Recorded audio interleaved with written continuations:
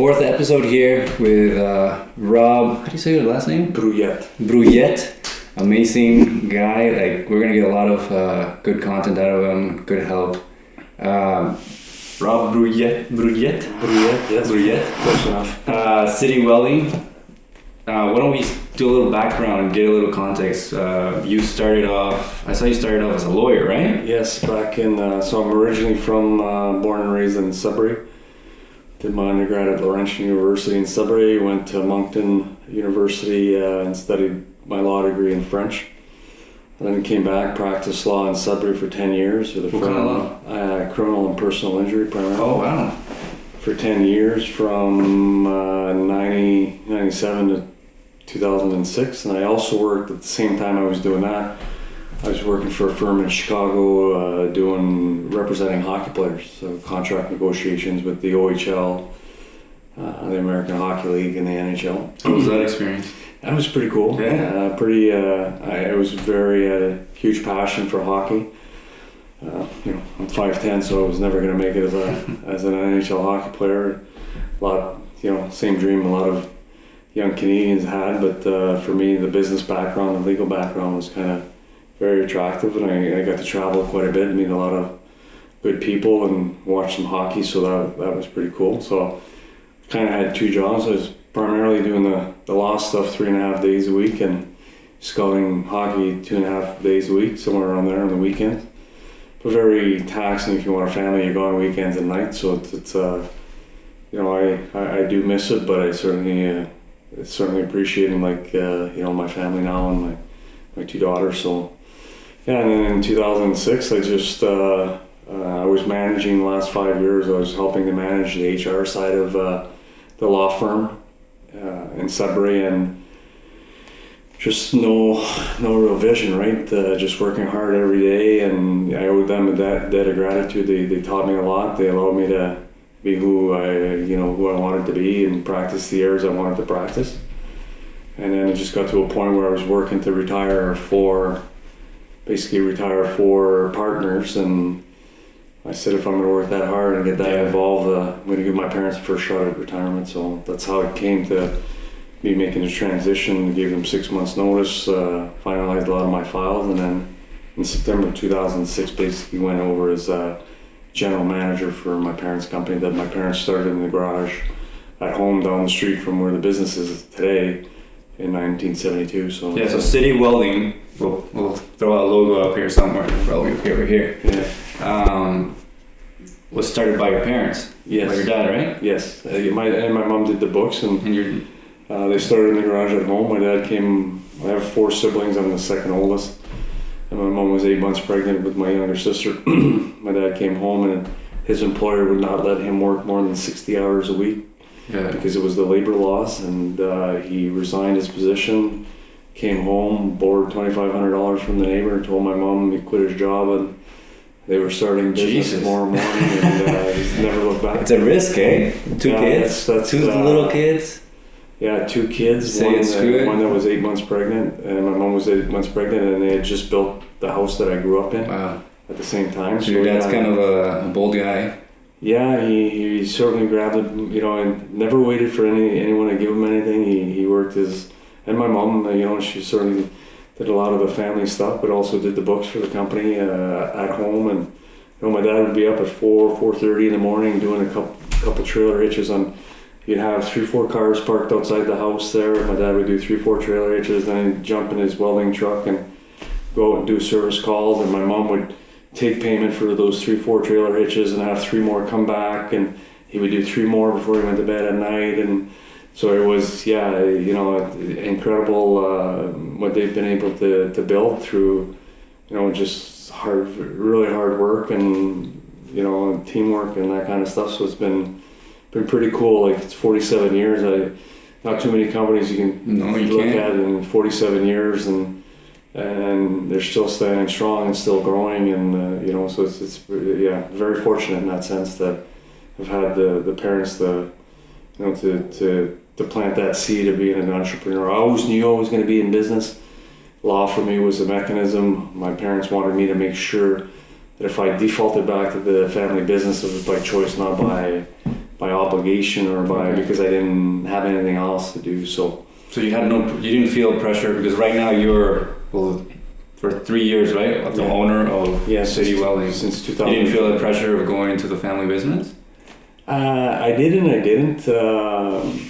It's kind of I never because I always wanted to create my own path in life, and my parents were certainly a huge influence. And the big reason I went back is for my dad. Give him a chance at retirement. He worked so hard. I knew he was going to struggle with retirement, and also to learn from him. He's a big reason of who I am today. The initiative, the drive, the initiative to think outside the box, to surround yourself with good people. I learned that from him, and I just wanted to be around my dad. That's the big, so I felt, I don't know if I would say I felt obligated in that sense, but a pull. It's certainly some energy there to be able to. Not everybody has had that opportunity, so for me it's important for me to continue to be the best that I can be, to surround myself with good people, and certainly started with my family. So from being a lawyer, you went straight into City Welding, or? Yes. Okay. Yeah, I resigned in my last day in the law office was August 1st, which was my birthday, and then I started after a long weekend in September. Okay. And basically never looked back. So you were working. Your dad is still working there, right? Yeah, he worked there until March of 2018, so he's officially retired. He still pops in from time to time, but yeah, I bet. For the most part, it's my ship to run now. So, you're doing you were a lawyer, right? Yeah. So, were you okay going into the welding? Well, that's what I've been raised in that business. Yeah, that's what I was thinking. I think I passed my first welding test when I was 12. So I started welding pretty much.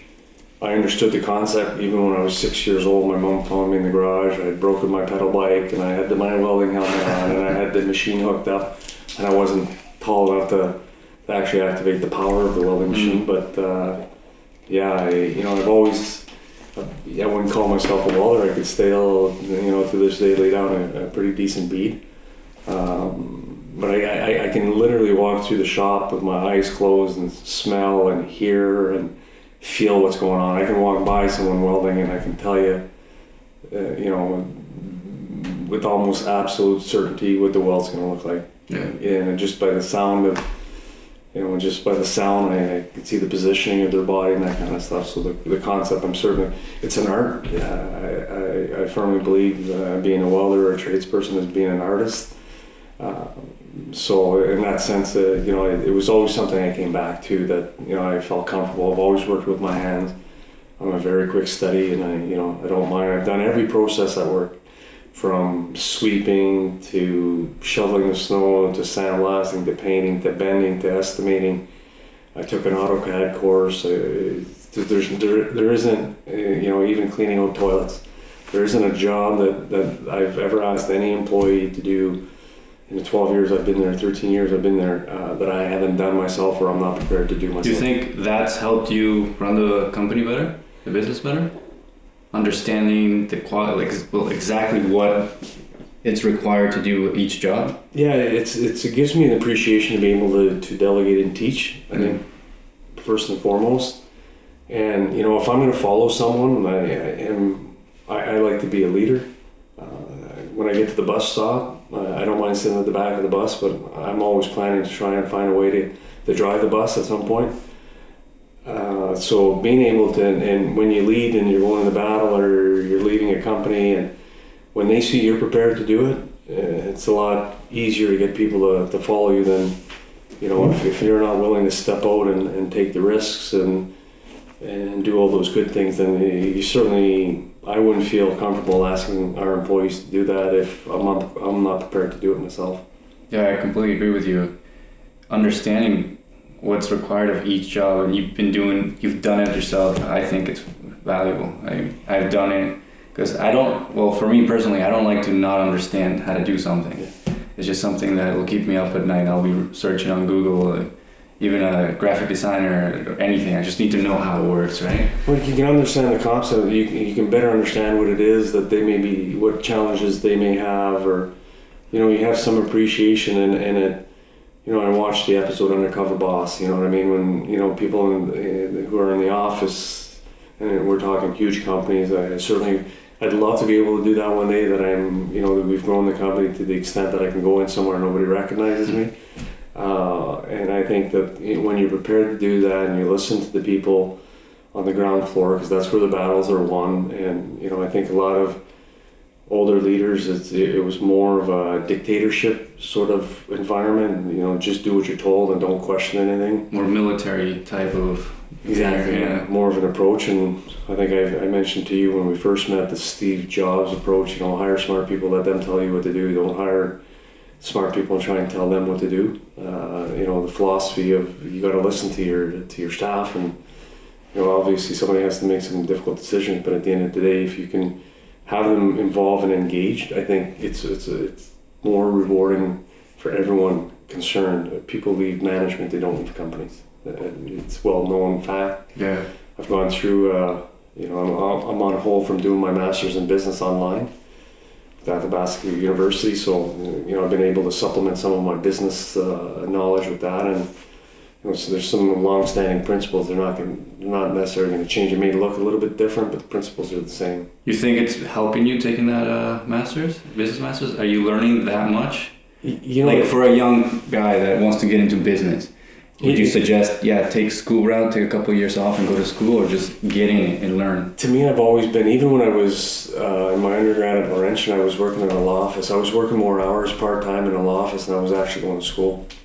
And I firmly believe my ideal learning experience is where you can pair up schooling and world practice, because I think although the colleges, it's a different environment, but any program that allows the students to go back into the environment so they can they can tie in what they're learning at school, because at the end of the day, you can make the best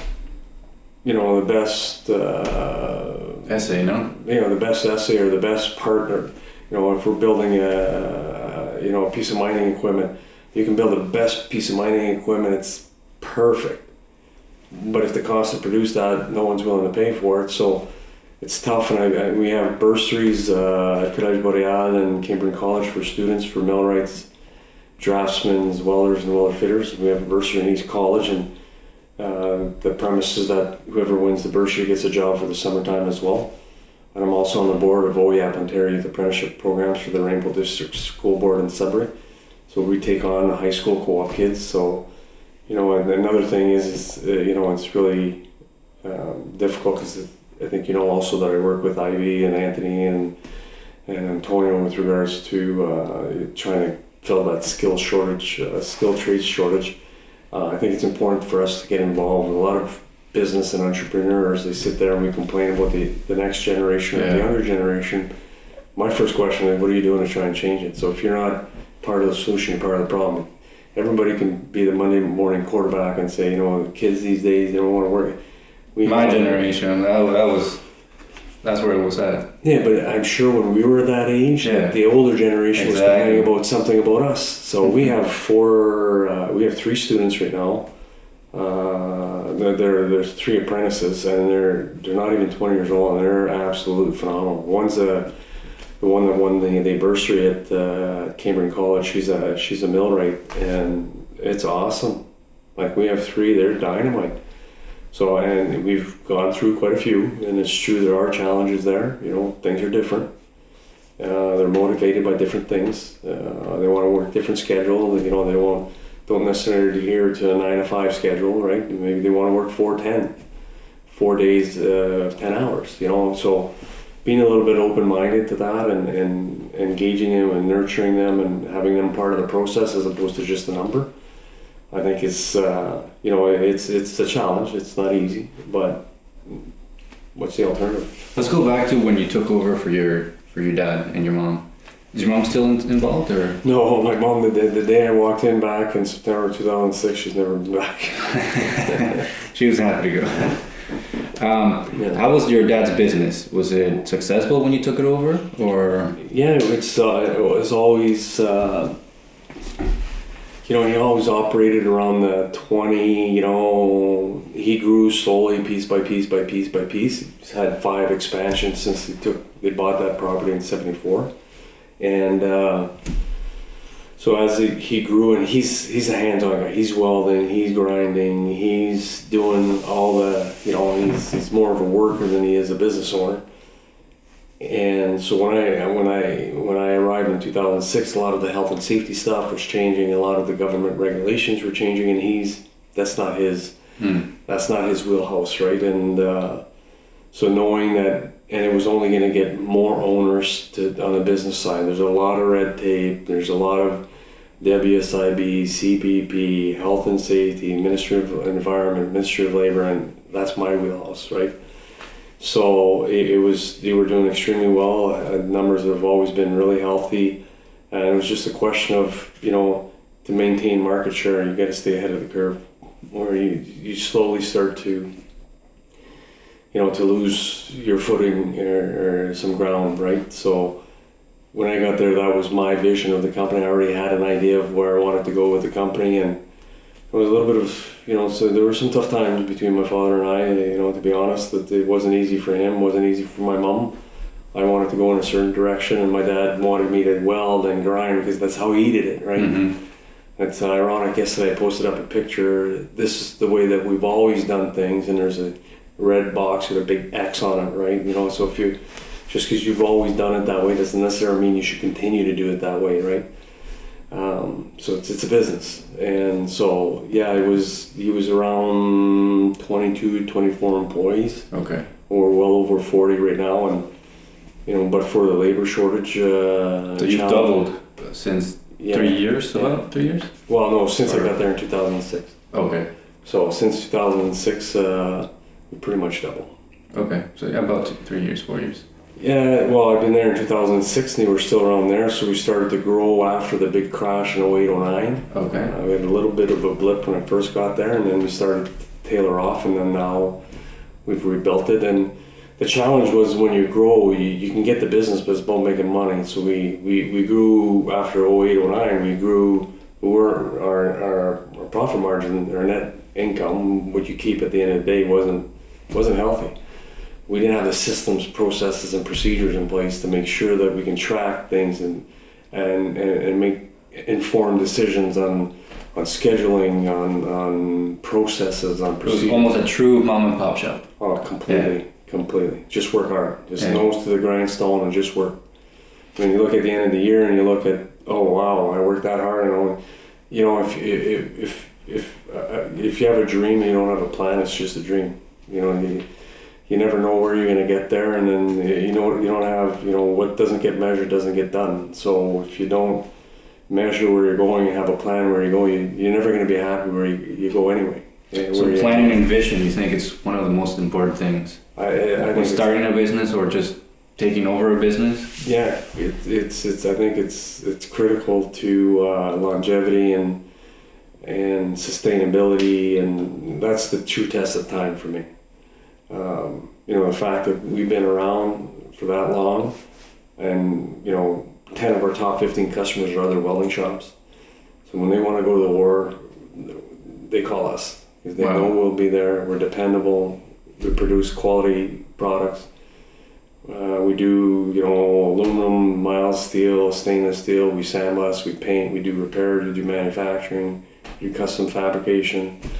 Where we struggle is price. And that's, a little bit, that's why system, process, and procedures and lean manufacturing, which we've done in the last year, are important, because when you get into that and you start to grow, it's really about what, the expectations of employees. If you can't clearly communicate to them what's expected of them, you can't fault them for not getting to where you want to get. So I'm different like that when it comes to a business owner. I pride myself on sharing numbers, educating employees about the business aspect of the business.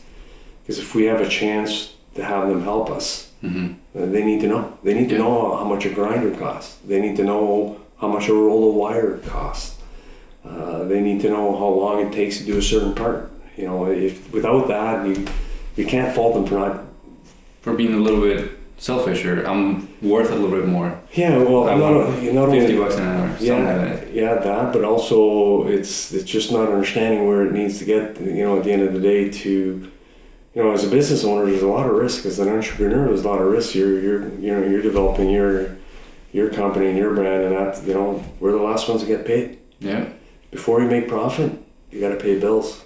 That includes employees. 33 to 37% of every dollar we spend is on labor. So make sure you're strong. That's the most critical thing I take with me, and I've been so fortunate. It hasn't come easy, and it hasn't come without some hard work and paying attention. Surround yourself with good people. It's ideal. Like, without that, you're not going to be able. You may still succeed. I don't necessarily think you're going to enjoy it as much as you can. It's really I did really well as a lawyer. I didn't leave because I couldn't cut it, or I wasn't going to be successful. I was extremely successful. I had a great reputation in the court system. I had amazing people I work with. They would say, "Oh, you're my boss." I'm not anybody's boss. I'm barely boss of myself. I tell them, we work together. We're all leaders, and we just have different roles to play.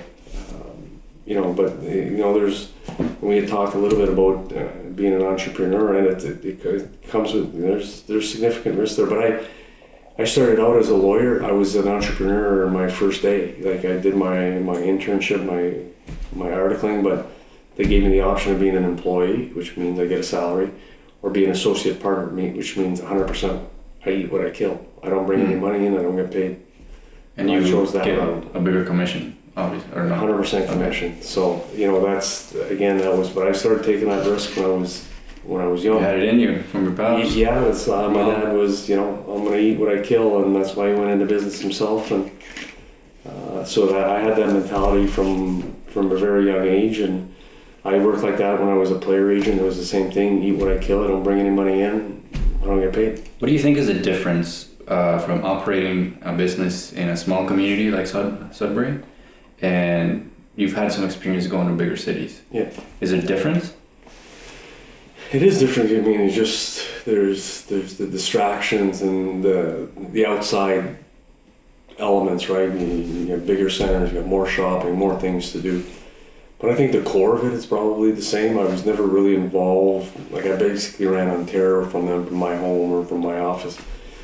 But I had the opportunity to travel in different centers. Some of the basics are basics. They hold true. I don't care. Like, to me, I draw the analogy: 2 + 2 is 4. Whether you're in China, in Sudbury, Ontario, or in Chicago, Illinois. Business is business. 2 + 2 is 4, right? The difference is that there are different ways to get to 4. 5 - 1 is 4. 3 + 1 is 4. 4 + 0 is 4. So those concepts on surrounding yourself with good people, that doesn't change for me. And like I said, I never lived in Chicago or other places and ran a business there. But to me, I'd be very, very hard pressed to be convinced otherwise. Like, do more, not less. Do the right thing when people are not, even when people are not looking. So some of those, sayings that have been around for a long time that I've learned through some of my MBA or for some of my mentors or people that I've looked up to in business, they don't change. Like I said, there's some are just like basic math. Like, to me, surround yourself with good people. Like, if you don't surround yourself with good people. Yeah, I mean, if I use myself as an example, I was told you're going into a different community, it's different, you need to know people to get connected, to be able to get clients. But I think that's anywhere. Even in Toronto, it's who you know. It's always who you know. That gets you your foot in the door. Yeah. That gets you the meeting. That gets you the introduction. That gets you, and Anthony and Antonio are going through that in Sudbury. I've been able to doing some business development for them. Been able to help bridge that gap. But the end result is, if they're not doing the good work that they're doing, they ain't gonna be around. They ain't gonna be here for 47 years. No. I guarantee you that. No other company will. Not only them, but at the end of the day, those contacts and understanding the landscape, right? Every community is a little bit different, but those same principles. If you do what you say you're gonna do, and do a little bit more, do more, not less. And you do those principles, you're gonna succeed. 9 times out of 10. So you think you always got to do a little bit more for the client? Yeah, it's really, even last night, when we closed at 4, I had customers come in after, and here I am, taking orders, and we're real busy right now. So there's a customer that came in, and fortunately we didn't get around to fixing his boat. So he was going to take his boat elsewhere, and I said, listen, go home, take it, bring it here, I'll make sure it gets done tomorrow. So yeah, customers, to me, it's always, it's ironic, and I've always had that approach, because even when I started working for the law firm, I worked Monday, Wednesday, Fridays, 9 till 5, an hour for lunch, and I started coming in at 20 after 8. It's part of my responsibilities where I needed to mow the lawn, I needed to take the garbage out, I needed to put files away. I wanted to be a lawyer. What does any of that have to do with what I want, what I want to do? So I knew I had to do them, or somebody else had to do them, right? So I remember it was so funny. The managing partner came and he said, well, it's 7 hours a day, 9 to 5. I know where he's getting. I was getting paid $5.25 an hour. You know what I mean? At the time, I could have been welding as I was a certified welder. I would have been making $14-16 an hour. But to me, like I said, the correlation of understanding. Sometimes I think, and I preached, and I talk about this to younger students, and even my daughter. I told her last night, she's debating between, med school and getting into business. And I said, you know what? To pick one thing with everything you have in front of you, sometimes it's more important to start by a process of elimination. Understand that's beautiful. What you 100% agree. What you don't want to do, and sometimes you got to try that. So he came to me and said, you start at 9. I said, don't worry about it. I said, I know I get paid from 9 to 5. I said, but I'm here at 8:15, and I'll take out the garbage, I'll mow the lawn. And I said, at 9 o'clock, if you don't give me more work to do, then you'll pay me to do nothing. I said, I want to go to law school, get me to read some law books. And from 3 weeks in, I was here in North Bay being the interpreter. One of the lawyers of the firm, the partner, was defending someone for murder, and I was the interpreter because the client spoke primarily French. Within 6 weeks, I was closing real estate deals start to finish. I was doing in 3 days what some firms, bigger firms, had 3 people doing. And I was one part-time that was doing the equivalent of what 1.5 to 2.5 other people were doing. Just, that's I've been programmed. Do more, not less. Do you think yourself charismatic or like a people person? Yeah, definitely. That helps to be a leader? Yeah, I think it is. You have to, but I also learned something from my mentor and going through law school is understand your audience. But I don't speak to business owners like I speak to tradespeople, and you have to understand your audience, because you can't approach it because you're not going to communicate as effectively as you will if you don't consider who your audience is. But also, I learned a really good lesson when I was practicing law. Dr. Persinger was just a brilliant individual that I was fortunate enough to have teach me at Laurentian in psychology. And he was doing some brain injury reports and assessments of clients that have been in car accidents, brain injuries.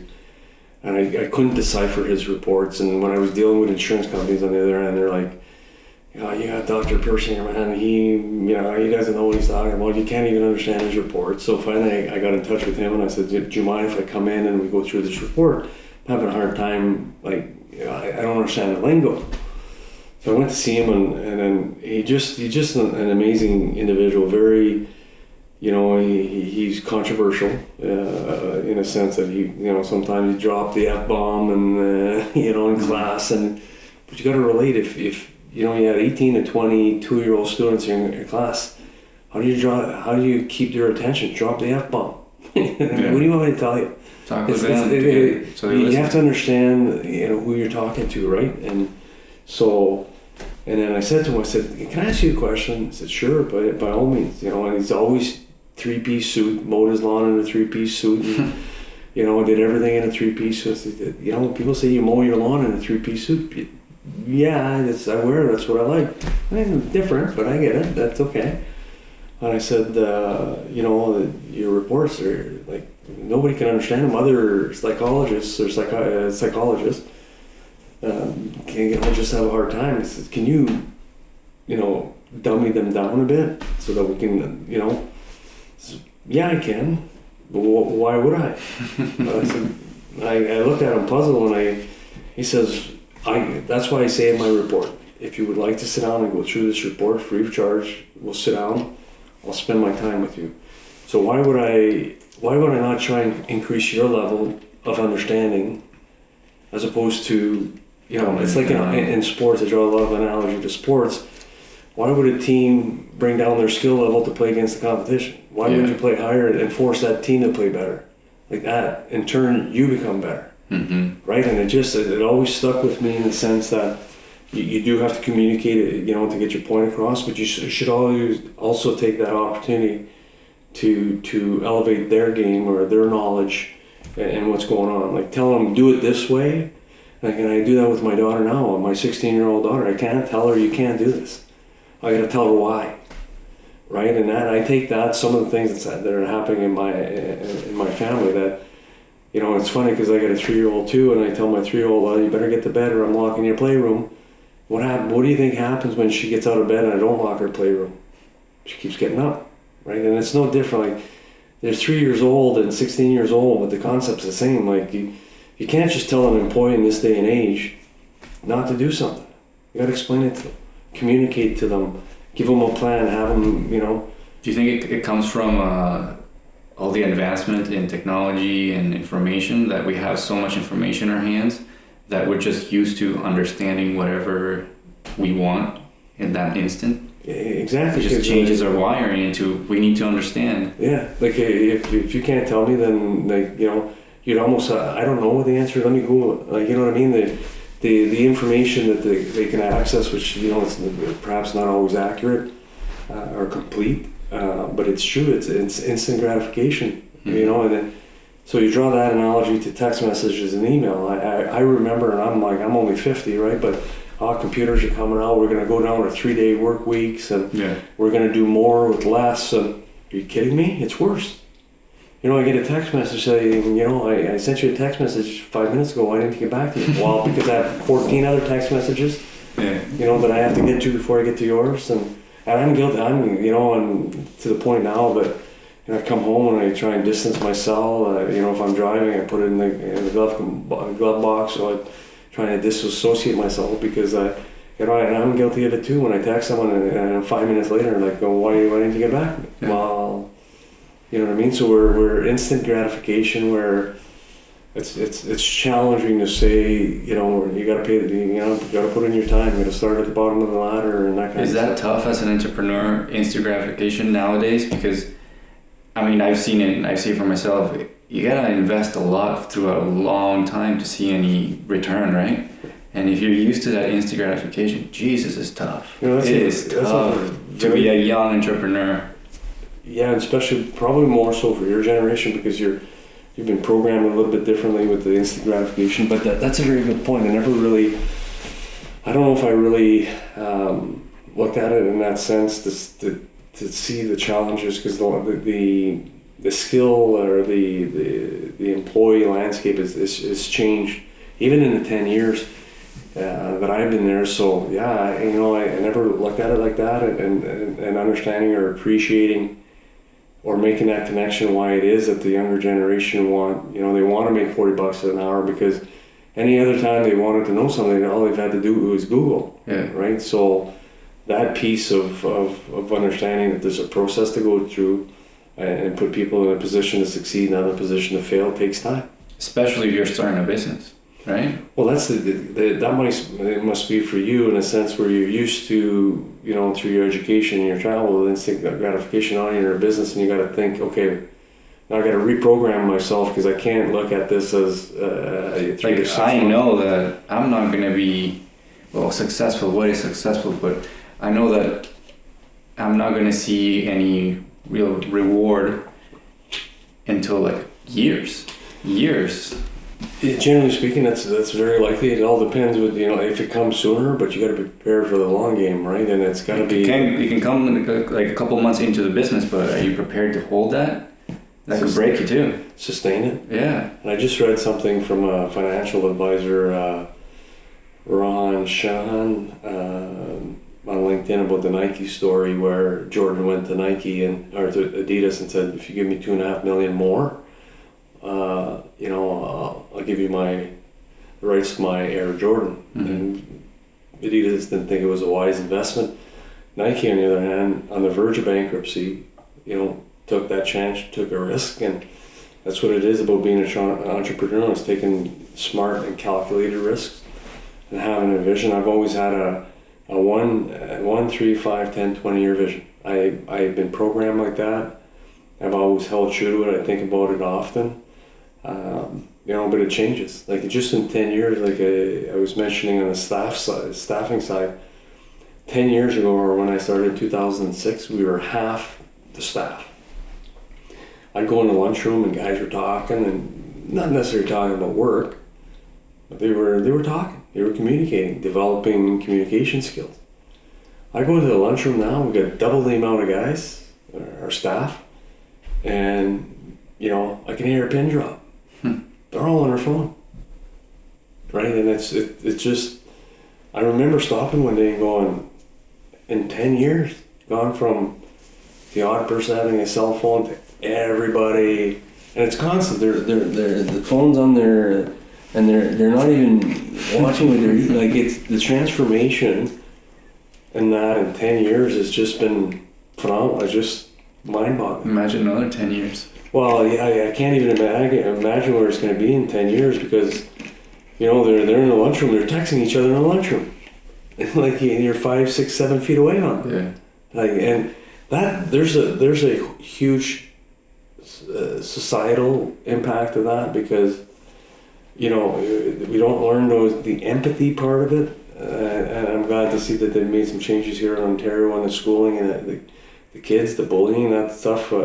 We as adults and entrepreneurs, we need to get involved and do a better job in working with, and getting involved. I hear a lot of entrepreneurs complaining about situations, or especially when it comes to people, because we're all, people driven, and just complaining. And if you're not trying to do it, like I go routinely to high school and make presentations, and I ask them, I don't allow them cell phones. I've kicked high school students out of class. I've kicked college students out of class. When I go and make a presentation about business and what you need to succeed, and once you get into the real world, I've kicked students out for being on their phones. It's just, there's a lack of empathy. Even on our employees, I've seen it develop. You can't appreciate for what somebody else may be going through, and they may be having a bad day because their pet passed away, or they're having family challenges or financial challenges where we just lack that empathy. When I was young, it was booze courage, right? Get a couple beers, you're 6 inches taller and 20 pounds heavier, right? Yeah. And you push people around. Now it's screaming. But at least if I wasn't around you, or if I was in school or at work and I went home, it was done. Mm-hmm. Now it's not. Right? You got all kinds of apps. If you don't respond in time, it deletes the conversation. People get angry with you. It gets posted on the internet. It's there for life. So there's a significant change in that content. So whatever we're seeing in the school level, it's going to transform itself and play out into the work. I've already seen it in 10 years. So it's not. We don't have to wait for those that are in high school or in college to get into the business. It's been transformed into people people that haven't been to school in 20 years, and they're on their phones as soon as they get into the lunchroom, right? So in that context, there's certain things that we can do better, and it comes with a lot of benefits. But we need to pay attention to some of the consequences that are not as positive as as the benefits, for sure. Well, I mean, as human beings, we're programmed to read micro cues of facial expressions, looking at an eye, to understand people's feelings, right? So through a screen, how can you do that? No, yeah. You talked about coming into your dad's shop and then doing basically all the procedures, documentation, all that stuff. How hard is it to deal with the government and the regulations starting out a new business? Is it something that you really need to know, because it can get you if you're messing around? I can And as a business, an entrepreneur, a lot of those government liabilities are personal. So even if you're, I know a good number of people that have gone into business and now they're paying off the employer health tax or the WSIB, and those are, a lot of those things are personal. So even though you're an incorporated company or whatever, they follow the owner. What would you suggest to a new entrepreneur? How to handle that? Put on your lawyer cap. I have, actually, that's what I was going to mention. Is to me, it's always, if it's not in writing, it never happened. You know, we have checklists, pre-start checklists that they call in our industry for equipment. The higher the risk of getting hurt, the higher the risk of a serious injury. You got to check the piece of equipment before you put it into production. And yeah, I did it. No, you didn't. Yeah, you did it. You saw me. You watched me do it. Did you write it down? Did you fill out the forms? No. I went through one of the guys yesterday. I didn't have a form, but I did it. I said, "Where's the document?" So, you know, it's the philosophy, if it's not in writing, and processes, draw the analogy to when I'm a lawyer. So I've commissioned, what they call commissioning, all kinds of affidavits and stuff like that. So I'll ask you swear the contents of your affidavit to be true, so help you God, or a passport application or whatever, and I have to sign. So I have a process. Alex, is this your name? A piece of identification. I get you to sign. I ask you if that's your signature, and then I stamp it. I do it for my own brother. My brother came in, wanted me to sign his wife's passport. And I said, no, she needs to come in. Who knows, in 20 years I get called as a witness and say, you signed this document? I don't have specific recollection. Probably signed, you know, when I was a lawyer, 40 to 70 things a day.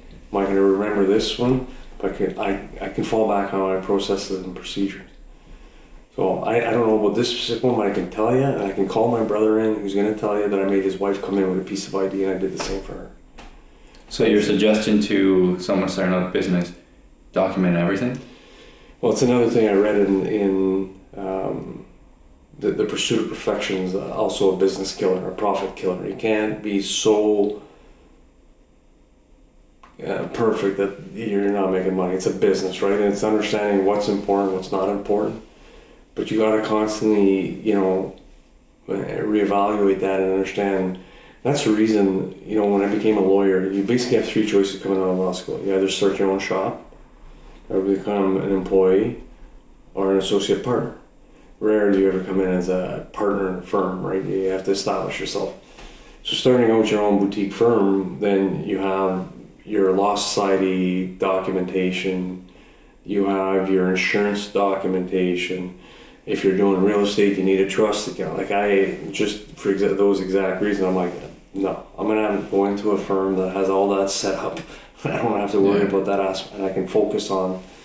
So yeah, that is challenging. I think an opportunity within employers or young entrepreneurs to maybe drive some synergies or with others. So if you need someone to do the accounting, maybe you find someone who just do the accounting. But like I said, you have to have, there's so many now, like to track your receipts for your expenses. There's an app there, you take a picture, it goes right to QuickBooks. I think QuickBooks has an app, so that's where technology, I think, is really making it a little bit easier, no? I think for young entrepreneurs, I think there's a lot of good things that have happened in order to be able to do that. But it's also, you know, certain things you don't need to reinvent the wheel. It's really, I think, you can try and fly it alone, but I think having mentors around that can, and it's ironic when I go back to colleges, I speak of that. I said, one day you may be an entrepreneur, you know, and I'm not just speaking to them about being a welder or a millwright. It's like, hey, listen, maybe one day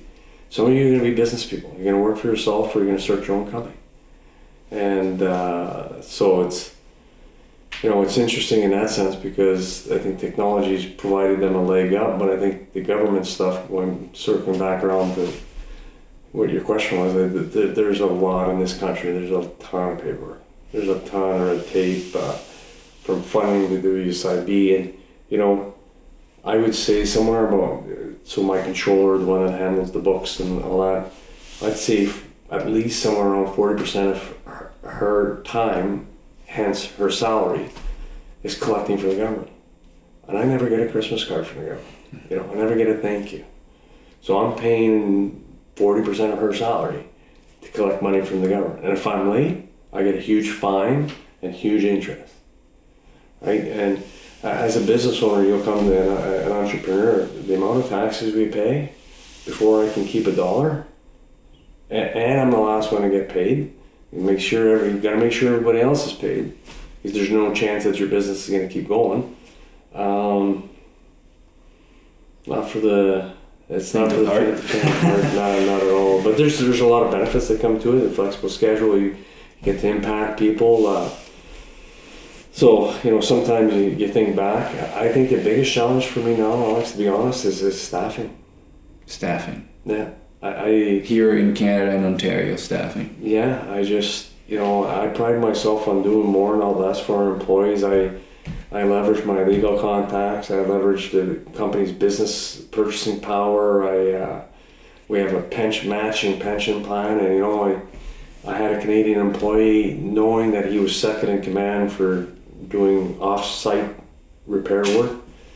We had an employee retiring after 37 years with us, who's awesome. He's a big part of the company. I got some pretty big boots to fill in the next couple of years. We've had, between my father, our office manager, who retired a year ago this past June, had 37 years with us, and our supervisor that retired a month and a half ago, who had 37 years. My dad had 40-some years. There was 110 years of what City Welding was about that were basically no longer there. So it's an opportunity for other people to step up. So I'm pretty pumped about that, because I think we have the people to do it. But it's I was more sure of myself being an entrepreneur, and what I can honestly say in the last year and a half, I've questioned myself, why am I doing this? There's a lot of risk.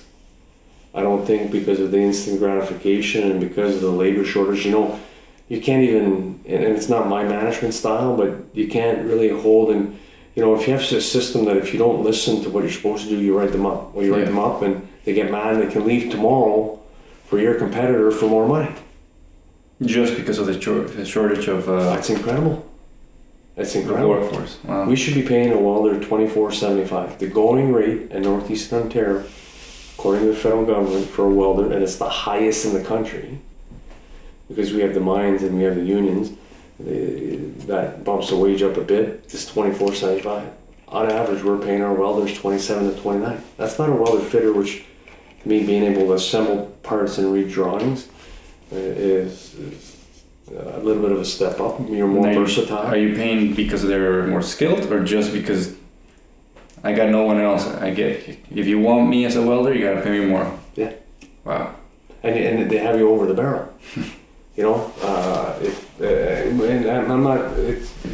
I'm speaking generally. We have a really good crew. I'm very proud of the guys we have, and we still run into some of those challenges too. And the foreign workers don't necessarily. There's a different mindset. They didn't grow up on credit, so they work We have 6 different countries. 40% of our workforce are international workers.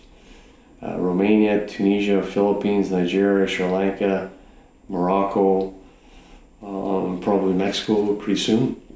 They work 98% of our overtime. And when you're talking about the sense of entitlement, the Canadian worker, can you work tonight? I need some overtime. We got to get this project finished. Well, I got to play soccer. No, you don't got to play soccer. You want to play soccer. Wow. What's the difference? This company that needs this project tomorrow morning, and who's been a customer for 10 years and has helped pay your wage for these past 10 years, they need this piece tomorrow. They got to have this piece tomorrow. Right? Can you work the weekend? Oh, I got to go to camp. You don't got to go to camp. And it's not all the time. You can't, keep going to the well all the time. But it's a real challenge. These foreign workers, it's an absolute exception. So has this been your fix for the shortage? It's been we've had looking outside the country. Yeah, we've had 42% growth in the last 2.5 years, and it's been predicated on. There would never have been those type of that type of growth without these foreign workers. Highly skilled, highly motivated, all in. You know, the Canadian worker, the second there's a financial dilemma, we have to pay more money. Did you work 88 hours last 2 weeks? Well, I had a doctor's appointment. Well, you were gone all day. You didn't have to. Your doctor's appointment, like I said, generally speaking, I'm not, our guys are good because I've been tapping into foreign workers, so they know I have some flexibility there and some options. Yeah. But generally speaking, I still encounter a little bit of that. And, we have, incredible personal debt in this country compared to our GDP. And if you owe money and you can't pay it, it's easier to get more money from the banks and the lending institution than if you have no credit to go get some. And I've been told that on a business side, and it's true. You can refinance. The younger generation, you're 28, 29, 30 years old and still living at home, and mom and dad, and you gotta, your payments are going to a truck and a snow machine in the back, and you got nowhere to park it, but you're driving around town in a truck and a snow machine. Like, no, buy a house. And the problem with that is it's going to drive the country, it's going to create some financial burden big time. Some of these other countries, the cost of living, that's a ripple effect, right? So, are you looking forward for that? To the crash? I'm not saying a crash, but some of the civil unrest that we see in other countries, I'm not sure that we're not going to see that here in 10 to 15, 20 years. As a business owner, do you think? The amount of taxes we're paying, the amount of tax, by the time my business there, I bring in a dollar of profit, the time I pay tax, business tax, provincial, federal. So after I've paid heat, hydro, employees, material, everything, and I have a dollar to play with, then the business pays a tax on that. And then when I pay myself, I pay a tax over and above, a personal tax. The business pays a tax, which I own, so that to me should be, and there's dividends and there's certainly some benefits, and we could, maneuver things a little bit and delay and, strategize a little bit. But, at the end of the day, to say that I'm keeping, a healthy portion, I don't know if I'm prepared to say that anymore. They changed what they call income splitting between spouses and that. I still have a very hard time with that I have to justify what my wife brings to the table, and I have to make her physically work 20 hours at the business. Now she does. Fortunately, with technology, again, she can work from home, and she takes care of Facebook and takes care of the website and helps me update because of her experience with policies, internal health and safety policies and attendance policies, that kind of stuff. And she's helped me do some of the recruiting on Indeed, and so. But to say that I have to sit there and tell my wife she's got to work 20 hours a week to justify what I bring home, it's just, I had a big challenge with that, in the sense of, seems that they've stripped away a lot of the, the benefits. There's got to be some, the risk, like Nike took that risk of paying, but they, it was calculated risk, and, they made millions, but, like I said, they don't make it easy for us. I've made 2 federal applications for funding that are critical, like mission critical to the growth of my company. That would help the economy. Help me grow. In Sudbury, in Northern Ontario, which is what the government's saying that they want to do, right? Yeah, and I've committed to growing, I think, 7 to 15 jobs, and one was the steel and aluminum tariff funding initiative, which I think we filed our application in March, and now the writ for the federal election is going to come in a week or so, and once that happens, they can't do anything with these programs shut down. Yeah. That happened to us on the provincial side. The Liberals had a program. We had 2 software pools. We were finalizing the application. When we finalized, we gave out the last, the last million yesterday. When we had been told that we were approved, and then the PCs took it on, and there's some logistics and some politics there, and I agree in the sense that you can't keep running a deficit like the province has been running. So, yeah, we lost out on $1 million funding opportunity, 500,000 of which was a grant. Do you think we have too much government? Too big of a government? Too much taxes? Yeah, I think there's. I don't know if it's. I think we could do more with less. I certainly think there's no playing with somebody else's money. You're playing like municipal, provincial. Okay, this is my challenge and where I really get upset on politics. And I have aspirations of maybe getting involved in municipal, or I thought of running for federal elections this year, and the timing wasn't right for me.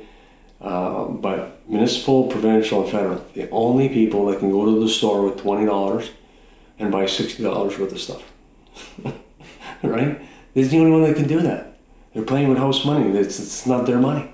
There's very little accountability. Look what's going on with the Liberals. Yeah. You can breach the ethics, and you know what? You still have a job. If you did that in my business, you're fired. That's it. You're fired. You do what he did in my business or in your business, you're fired. There's no accountability. No. You know what I mean? So, like you were saying with your youngest, if she gets up and sees the toy room open, they're gonna do it again. yeah. And if you don't hold, you campaign yourself on being, totally transparent, you do some of these things, and, and there's a chance that he gets reelected. What does that say about us? But to me, it's also, it's, the lesser, perhaps it's the lesser of two evils. I don't know. It's above my pay grade at this point, because you know what I mean? And just cognizant of the fact that, I'm waiting on some funding. So what am I going to start speaking against the Liberals or make the decision on whether or not I get these grants? Yeah. That I think is a little bit of a, if you're not, flying their flag, the chances are, and I've been critical about the Liberals, about their tax changes they've made. I don't know. And I have another one. It's the climate, the carbon tax dollars that the federal government's been, and they have millions and millions and millions of dollars in a bank account somewhere. The money they've been collecting, some of it from me and my business, from me personally and from my business. To help the environment. And so there's a climate action plan, and there's a bunch of funding there. And I think I was a third or fourth application in, still no word, and that was in April. You know what I mean? And it's critical. I'm cash flow, and the reason that these funding opportunities for young small businesses is they don't tie up my cash flow, right? So I can hire more employees. I can help me float and get down the road. Over a small medium enterprise, less than 100 employees, are responsible for, I think, numbers like 95-98% of the economy in the country. So, I'm a math guy. They carry 95 to 98% of the tax burden to keep this country going. Between the taxes they pay, the taxes their employees pay, so if we generate that much of the economy, chances are we're carrying that much of the burden. Mm-hmm. And it might be off a few dollars or but I'm not that far off. The principle is pretty accurate. Nobody's ever told me otherwise. Would you tell a young girl to go into business? Is I still worth it? I'd like to, I get some bad days where, I don't say don't. I just don't say yes, But there's still a lot more days for me. It's not for everybody. But whatever you do in life, whether it's family or business or work, try and surround yourself with good people. That's if you do that, then your opportunities, we need business people. We need risk takers. We need people like my dad who just said, I'm going to do it myself. I'm going to take that risk. And my mom who said, I got your back. I'll take care of the kids. You hammer down and go to work and spend the big hours. And, and we provided, we had 2 employees, 37 years, and provided them and their families a good stable environment. We have our controller, 22 years, shop foreman, 26 years, our first foreign worker from Romania, 12 years, he's a supervisor now. It's pretty cool. And then on that part, we have 4 apprentices, 2 millwrights, actually 5, and 3 welder fitters. And we assign them very aggressive on the apprenticeship side. We assign them not only supervisors but mentors. And we have 4 lead hands who also act as mentors to the apprentices, and 3 of them are foreign workers. Wow. So I wouldn't be able to, and all of the apprentices are Canadian workers. And because on the foreign worker side, you can't bring someone in as an apprentice, right? Or you can't put him within the apprenticeship and get that tax credit. You can't. It doesn't work like that. And until they become permanent residents, which is a little bit, complex, but we wouldn't be able to hire young Canadians if it wasn't for our foreign workers. We have a 30-year gap there where people weren't going to trade schools. They weren't taking, we didn't have them in high school. When I was in high school, I was being pushed to take typing in grade 9 so I can take computers in grade 10. It wasn't take electrical or plumbing, and we had welding. I took welding because I knew I was gonna breeze through it, right? Easy and class. The teacher was asking me more questions. I was teaching the class as much as the teacher was. Yeah.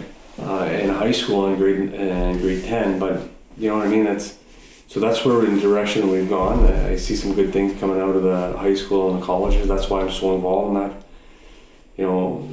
We have an obligation to be part of the solution, and that's where I'd like to see or remind entrepreneurs: don't forget where you came from. Make sure you pass some of that on. It's important that. I was fortunate, like I said, to have a mentor when I practiced. I had my dad in business, so I've had some other people that took the time and made sure that I was on the right path and shared some experiences with me. And but that's part of the reason why I'm here today. I think it's important. You need to pay it forward. You know what I mean? If we have a chance to make things better and improve things and allow people to take risks and put them in a position to succeed and not fail, then we need to get involved. Sit at home and not get involved, and don't complain about what's going on. I've told some pretty prominent business people, I've told them to shut their mouth. You don't have the right to. I don't care how much money you have. If you're not part of the solution, part of the problem, you don't have the right to complain. Sometimes I'd like to think, and in the Sudbury area, I have a pretty solid reputation. I speak what I believe in, and I back it up. There's no question there. It's not because I'm not doing the hard work or I'm not involved, and I have the right to complain then, or because I try and be part of the solution. I know I'm not all the time, and I can be better, but I surround myself with good people that allows me to do that as well. But if not a young entrepreneur, you need to pay it forward. I think that's important. That's how we stimulate and be optimists and work hard and all those kind of good things, because being an entrepreneur is pretty cool. Okay, so your suggestion from what I got, is basically get a mentor. Yes. Surround yourself with good people. Yes. And then pay it forward. Yeah. Be a mentor. Yeah. I think those are. Have a vision, have a spark, have a passion. A passion doesn't pay bills, unfortunately, not all the time, but, my father liked to work, it's just, you gotta like what you do, and that's part of me going into law. I also, it's interesting because I get people, why did you leave law? You didn't like it, and the people in law, I bet you're happy you left, and I enjoyed my time as a lawyer. People are like, you got out of the rat race, and I'm like, no, I liked what I was doing. To me, it was going to be a means to an end at the end of the day, and I was going to get into business in one way or another. In the last 5 years, I was managing people, so when you look at it in that fashion, it's a couple different things. I think a business background certainly, bridges certain other gaps that you may not. But like I said, I was doing my MBA online. So it allowed me, when I had projects to do, I was doing them on my business. So I wasn't doing a business plan about, hypothetical ice cream shop, or a business that I wasn't going to be. So I was more engaged. I was more, more committed to making it functional. And then I would have a product or something that I could easily implement. So if I was working on an HR policy, then I would implement it. So I was working on my business by going to school. So that was certainly I think it was helpful for me at where I was in my career. I just want to touch on how much of your 3 years future strategy is recruiting from internationally. I would say you need the sales to generate, but it's the number one on the HR side. If we're fortunate enough to get the business, and I think we will, we have great, great contacts. My general manager's doing a couple meetings right now potential customers and stuff like that, or any existing customers to grow our current customer base. I'll continue to do the good thing with the colleges and that kind of stuff and supplement there, but I think the thrust will certainly come from international recruitment. Well, great, Rob. Thanks for coming by. I think we're going to get a lot of good information. Yeah, and we'll put the link to your company, Welding City. Check it out if you need some welding. Yeah, citywelding.sudbury.ca, and we're also on Facebook. Thank you.